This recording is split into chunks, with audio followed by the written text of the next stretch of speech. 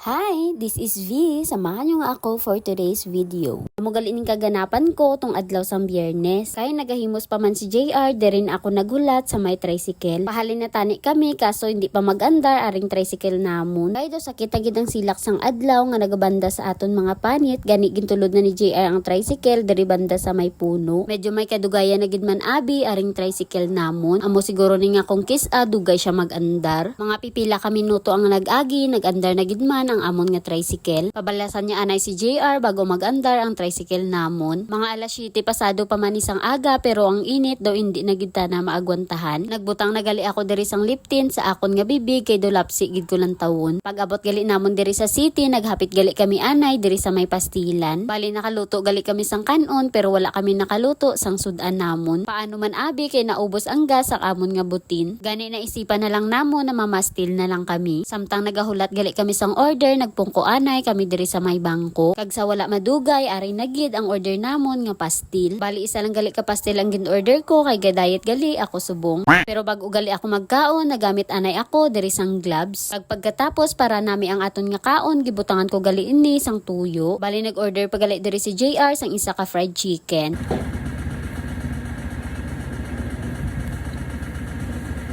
Pagkatapos gali namon kaon, nagdiretso na kami diri sa may opisina. Mayad na lang gani kay wala subong nagaulan-ulan. Wala gani sang ulan pero gabagiti man ang silak sang adlaw. Pag abot gali sang udto, ginsugat ako ni JR kay digto daw kami magkaon sa iya nga magulang. Samtang nagabiyahe gali kami daw hindi madrawing ang akon nga itsura. Paano man abi kay pertigid kasakit sang init. Pero bago kami maglakat sa iya nga magulang, nagbakal anay kami diri sang sudan. Fast forward gali, pagkatapos gali namon sang kaon, ginhimos na namon ang amon nga mga kinanan.